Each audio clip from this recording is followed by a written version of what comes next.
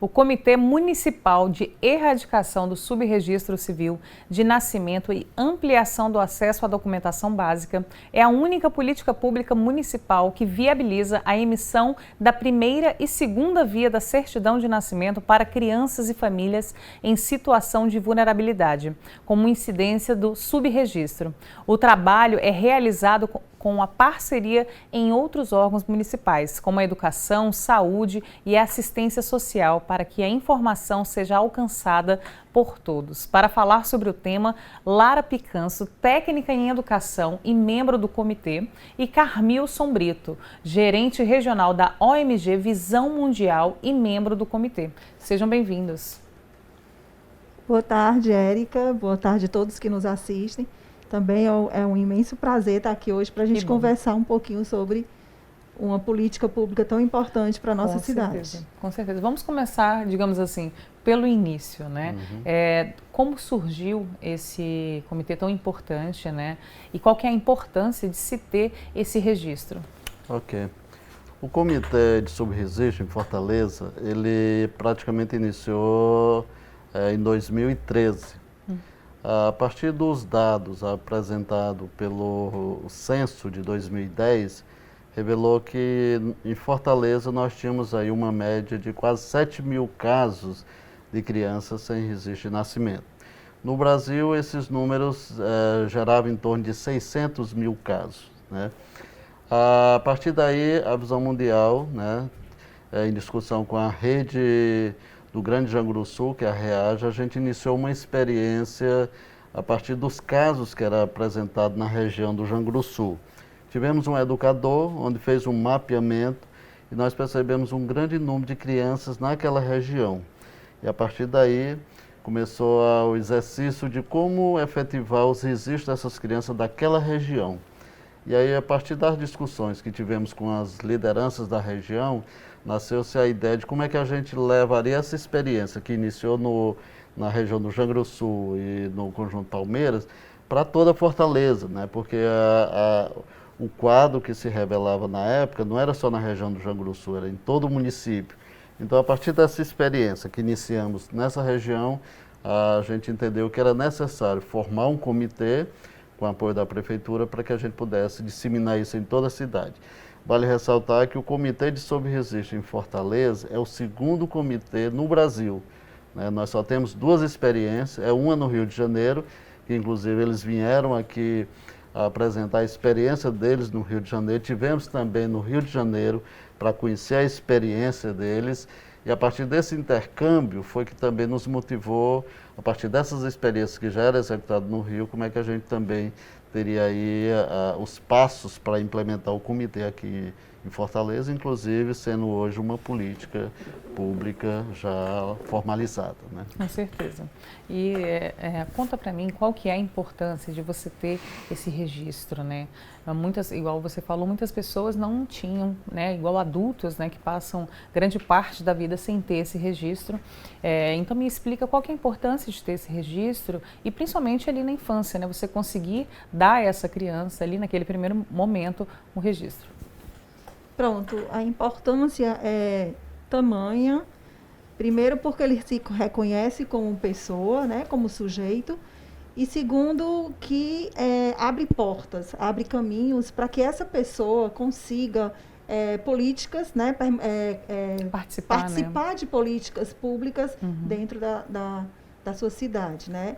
Então, assim, como o Carmilson falou, em 2013, a partir também de um caso emblemático de uma criança de 12 anos, que a mãe tinha ficado sem os documentos da criança por ter tido um incêndio na casa e ela perdeu. Então, foi daí também que teve esse estímulo de procurar a prefeitura, né? E a gente da prefeitura, a gente viabilizar essa criação do comitê. E a partir do decreto 3.931, do dia 15 de dezembro de 2016, o comitê foi criado. Inclusive, ontem fizemos aniversário, 4 anos. Parabéns. Né? Então, de lá para cá, desse dia até 30 de novembro, já conseguimos registrar 472 pessoas fora outras documentações básicas que, além da gente registrar, conseguir registrar, né, viabilizar esses registros, a gente consegue também viabilizar outras documentações básicas, que são RG, CPF, título de eleitor, e aí realmente ele se torna um verdadeiro cidadão.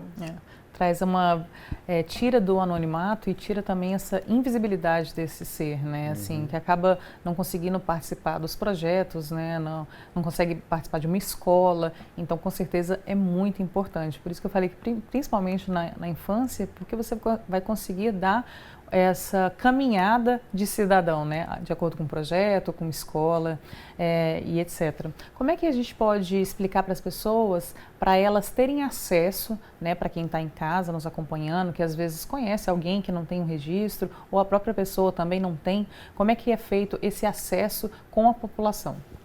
Pronto, o primeiro passo ali tem o 0800, né, que é 0800 285 0880, opção 3. Isso é a primeira via que você pode procurar o comitê. Daí, seguido um processo pelo SPU, que é o Sistema de Processos da Prefeitura, e aí vai chegar até nós, no comitê. Chegando no comitê, nós entramos em contato com essa família, com essa pessoa que solicitou, e aí a gente faz uma entrevista, né, por telefone, e aí a gente já solicita alguns documentos que, porventura, ela já tenha.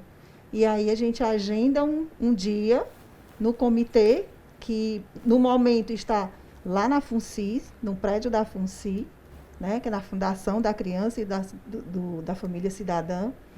E aí a gente traça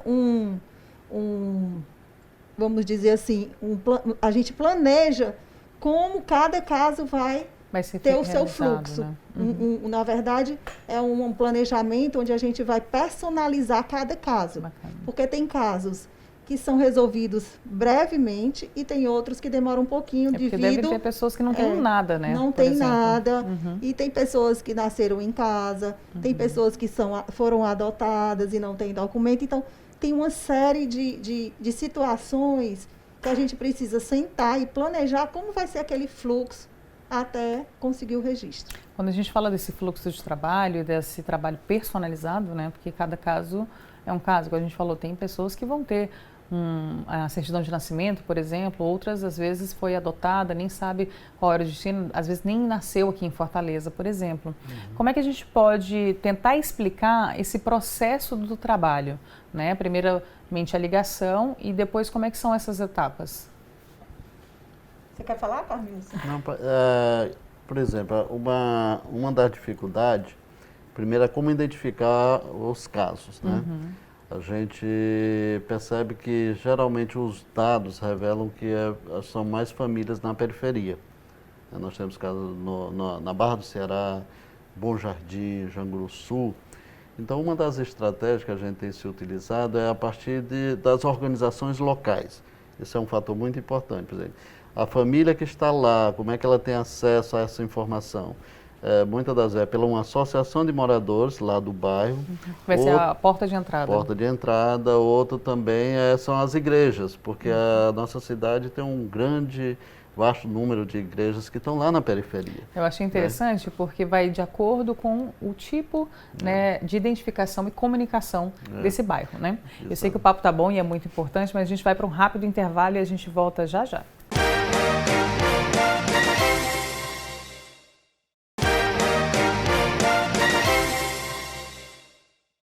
Hoje nós estamos conhecendo o programa do subregistro da FUNCI. Vamos acompanhar agora o VT que a nossa produção fez para vocês. Roda a VT. Andressa tem 26 anos e 2 filhos. Até este ano, ela não tinha certidão de nascimento. Depois de enfrentar várias dificuldades, pediu ajuda para solicitar os documentos de identificação. Passei 26 anos sem ter nenhum tipo de documentação. Aí consegui dar entrada, fui no comitê, elas conseguiram me ajudar. Aí a gente entrou no processo, aí também passou um tempo que eles também não tinham os documentos, nunca estudaram também. Aí por aí ela foi me ajudando e foi que a gente conseguiu tirar o meu. O Comitê Municipal de Erradicação do Subregistro Civil de Nascimento é a única política pública municipal que viabiliza a emissão de primeira e segunda vias da certidão de nascimento para crianças e famílias em situação de vulnerabilidade. Eu acredito que é de grande importância para a cidade de Fortaleza, para essas pessoas que estão à margem, né, que a pessoa que não tem registro, ela não tem direito a nada, ela não é uma pessoa, né? Tem sérias dificuldades, como não pode estudar, não pode ir ao médico. Então, para mim, essa política pública ela é muito interessante para Fortaleza, né? Depois da visita do comitê, Andressa agora exibe com orgulho as 3 certidões de nascimento da família e outros documentos pessoais. E aí hoje eu não vou mentir não, hoje eu estou muito feliz. E agradeço muito esse comitê, que está me ajudando, conseguiu tirar minha identidade, conseguiu tirar os registros dos meninos, conseguiu tirar meu CPF, ainda faltam outras coisinhas a mais. É muito importante, né? Mas é interessante a gente aproveitar esse momento para esclarecer essas portas de entradas para que as pessoas possam adquirir, né, o seu registro. Então, você estava me contando no intervalo que uma das portas de entrada é a própria escola. E que é um espaço que tem o direito à matrícula, né, toda criança e adolescente. Eu queria que você explicasse um pouco para a gente.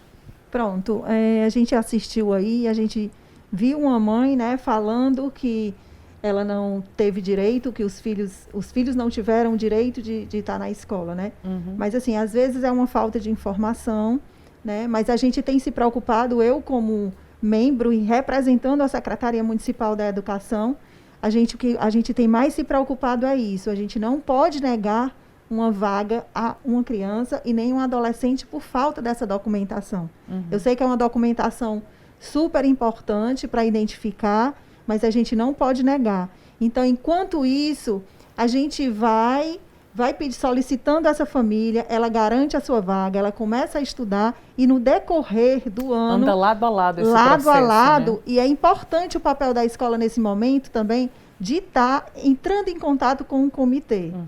É por isso que nós, ano passado, nós fizemos, porque além dessas ações operacionais que tem dentro do comitê, né, de estar levando as famílias para tirar o registro, de estar indo para a Defensoria Pública, de estar indo para os outros órgãos parceiros, a gente também faz as ações de divulgação, tanto nas escolas, nos postos de saúde, nas maternidades, em todos os locais onde as pessoas estão mais presentes e a gente pode estar divulgando. Então, eu queria assim deixar super esclarecer aqui que a escola nenhuma, isso são diretrizes da nossa Secretaria da Educação, que nenhuma família vai deixar do seu filho ser matriculado por falta de documentação, certo?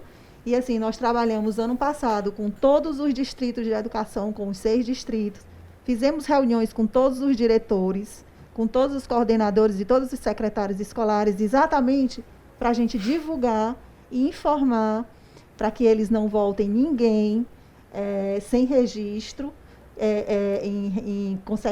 consequentemente deixar sem estudar. É importante a gente ter esse espaço, né, de momento de voz para estar divulgando isso. E mais interessante ainda é que é um trabalho que pode ser feito lado a lado, né? Não precisa um processo parar em virtude do outro. Então, que todo mundo que esteja nos acompanhando fique seguro de ir procurar a escola, um posto de saúde, né?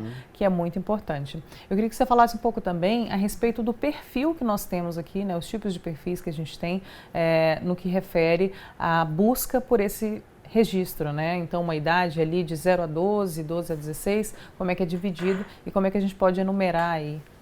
Pronto, nós temos vários casos, né? Tem crianças que, por razões que às vezes a gente desconhece, perde a DNV, ou então nasce em casa, ou então é adotada, e aí não tem a DNV. O que é a DNV? A Declaração de Nascidos Vivos, sim, que a maternidade, ela emite. Então, muitas vezes, os pais não saem diretamente da maternidade e vai registrar seus filhos. Então, passa o tempo e essas crianças ficam, né, dependendo de um certo tempo, passa a ser subregistro. Entendi. Então, nós temos essa faixa etária até os 12 anos, que a gente pode estar fazendo essa entrevista, agendando, fazendo esse planejamento personalizado e que vai ficar mais, vamos dizer, tranquilo. Dependendo, porque a gente já teve casos que nós já, para registrar uma criança, nós percorremos as gerações anteriores, porque nem a avó tinha, nem a mãe tinha, e aí a gente precisava, para registrar a criança, a gente registrar todas as anteriores para poder chegar à criança. Você acaba, em um caso, descobrindo outros casos que também não tinham. Isso, né? descobrindo outros casos, e já chegamos até a 5ª geração. Então, e às vezes são pessoas que nasceram em outros estados, né? Em outros municípios também. Então, tem vários casos que uns são mais rápidos e outros são mais fáceis. Também, acima de 12 anos, a gente precisa, dependendo da falta da documentação, de outras documentações importantes, a gente precisa fazer uma busca nos 10 cartórios aqui de Fortaleza.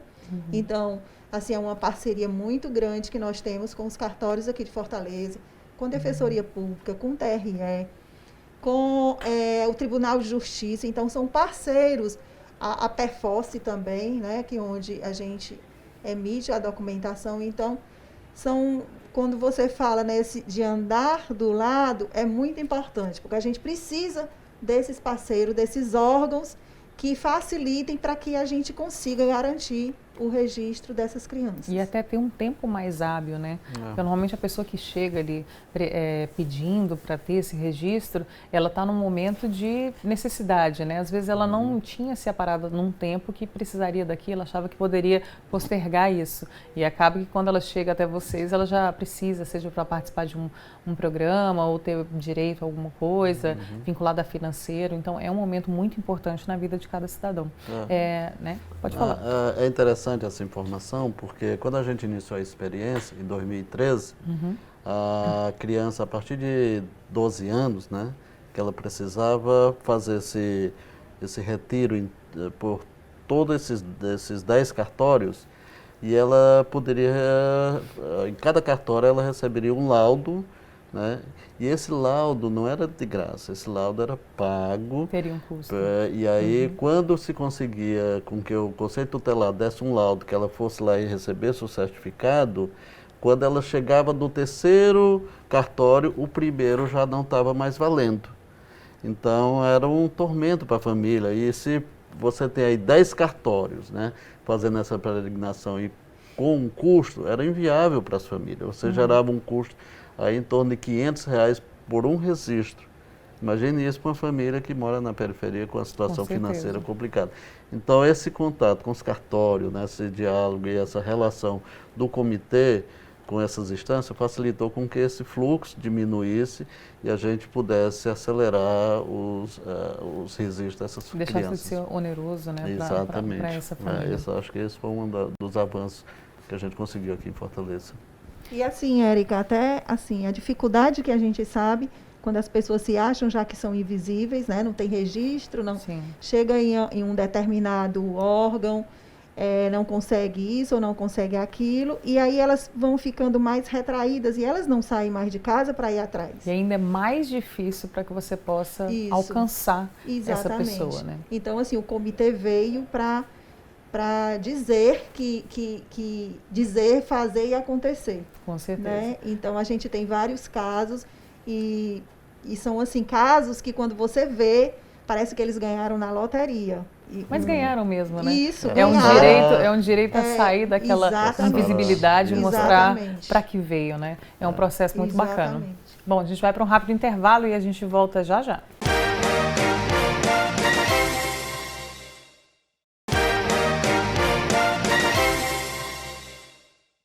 Estamos de volta com notícias de Fortaleza. Saber como funciona as etapas do trabalho do comitê. De maio de 2017 até setembro de 2020, foram solucionados 436 casos de registros tardios através do contato telefônico. Bom, nós estávamos falando aqui da importância de trazer essa visibilidade para essas pessoas, dar voz a elas e espaço, seja no mercado de trabalho, seja em tantas outras oportunidades que a vida tem para nos dar. Então, vou pedir para você contar, né, a respeito de algum caso marcante que teve. Acredito que tenham vários, né, cada um tem a sua história, a sua especificidade, mas a gente vai revelar só um. Ok. As histórias são muito impactantes, né, porque estamos falando da pessoa ter o direito de existir, né? Não basta viver, mas essa sociedade, se você não tem um registro, te fecha muitas portas. E tem um caso que marcou muito na nossa experiência, que foi o caso de Ana Kelly. Ana Kelly, uma adolescente, mora na região do Janguru Sul, 13 anos, e Ana Kelly vinha tendo muita dificuldade, desde acesso a cursos de formação profissional e acesso à saúde também, porque não tinha um documento que pudesse chegar até o posto de saúde. E aí a gente começou um processo com a Ana Kelly e sua família para ter o registro de nascimento. E aí foi interessante que no dia que a Ana Kelly, chegamos no cartório, ela toda ansiosa, não aquietava-se, porque para ela ter aquele documento em mão representava muito a vida dela. E quando conseguimos fazer o trâmite lá do registro, e aí a pergunta da pessoa do cartório é: qual é a data de nascimento? A Ana Kelly, ela sabia qual era o ano que ela tinha nascido e sabia o mês, mas ela não sabia qual o dia. E foi interessante que aí perguntando qual era o dia. E aí uma educadora disse: por que a gente não coloca o dia do aniversário da Ana Kelly, o dia 13 de julho, que é o dia do Estatuto da Criança e do Adolescente? E a Ana Kelly concordou. Então, a Ana Kelly foi registrada com a data do dia 13 de julho, que é o dia do ECA, né, que representa o Estatuto da Criança e do Adolescente. E para nós é muito significante isso, porque toda vida que Fortaleza celebra o dia do aniversário do ECA, a gente conecta com a história de Ana Kelly, né? Que aí a Ana Kelly hoje já é uma pessoa que já tem aí uma caminhada, já está trabalhando, já tem uma história de vida garantida a partir do seu registro de nascimento. E que história, que história. Muito obrigada por ter compartilhado com todos nós. Vamos falar a respeito do fórum. Pronto, do seminário. Amanhã vai acontecer o 3º seminário, né, do nosso comitê. E assim, esse ano bem atípico, né? Tivemos algumas dificuldades, como todos os segmentos tiveram em relação ao registro de nascimento, né? Mas aí a gente vai falar um pouquinho amanhã, vamos ter vários palestrantes para participar desse seminário, para falar um pouquinho sobre os desafios que foi, nesse momento, o nosso comitê, certo? Queria também enfatizar aqui, o Carmilson falou sobre a data da Ana Kelly, e dizer que esse ano também comemoramos no dia 13 de julho os 30 anos do ECA, né? Bacana. Que nos garante as políticas, que nos garantem os direitos das crianças e dos adolescentes. Com certeza, uma data a ser celebrada aí, e agora com a história de Ana Kelly a gente vai estar ainda mais significado, né? Porque ela é bem um retrato daquilo que um documento pode transformar a vida da pessoa. Isso. Muito obrigada pela participação de vocês. A gente que agradece. Sucesso no seminário de amanhã, né? Com certeza vai ser uma construção muito rica, né? Eu espero que cada vez mais vocês consigam tirar essas pessoas, né, do anonimato e dar toda a visibilidade que cada uma delas merece. Muito obrigada pela participação, viu? Obrigada. Bom, e você aí continue com a nossa programação e até o nosso próximo encontro.